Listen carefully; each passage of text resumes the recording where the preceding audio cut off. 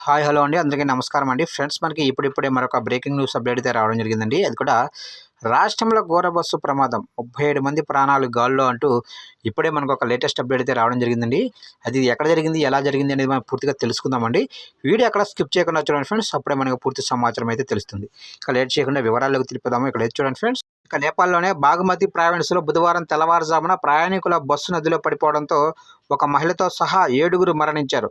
మరో 30 మంది గాయపడ్డారు.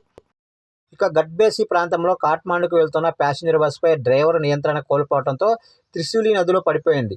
ధాడింగ్ జిల్లా పోలీసు కార్యాలయానికి చెందిన superintendent of police Gautam KC ప్రకారం ఈ ప్రమాదంలో ఒక మహిళతో సహా 7గురు మరణించారని ధృవీకరించారు. మరో 30 మంది ప్రయాణికులు ఈ ప్రమాదంలో గాయపడ్డారని తెలిపారు. ఈ వ్యక్తులను నేపాల్ పోలీసులు, సాయుధ పోలీసు దళం, నేపాల్ సైన్యంతో పాటు స్థానిక ప్రజలు రక్షించారు. ఇక గాయపడిన వారిని రక్షించామని, స్థానిక ఆరోగ్య కేంద్రంలో ప్రథమ చికిత్స చేసిన తర్వాత తదుపరి చికిత్స కోసం కాఠ్మాండుకు తీసుకెళ్తామని గౌతమ్ కేసీ చెప్పారు. మృతులను ఇంకా గుర్తించలేదు. బస్సు డ్రైవర్ని పోలీసులు అరెస్టు చేశారు. బస్సు నదిలో పడి ప్రయాణికులకు గాయాలవడాన్ని బట్టి మృతుల సంఖ్య పెరిగే అవకాశం ఉందని భావిస్తున్నారు. సాయుధ పోలీసు బలగాలు చిట్వాన్లోని కురిత్తర్లోని డిజాస్టర్ మేనేజ్మెంట్ ట్రైనింగ్ స్కూల్కు చెందిన బృందం కూడా రెస్క్యూ ఆపరేషన్లో పాల్గొన్నట్లు నివేదిక పేర్కొన్నారు.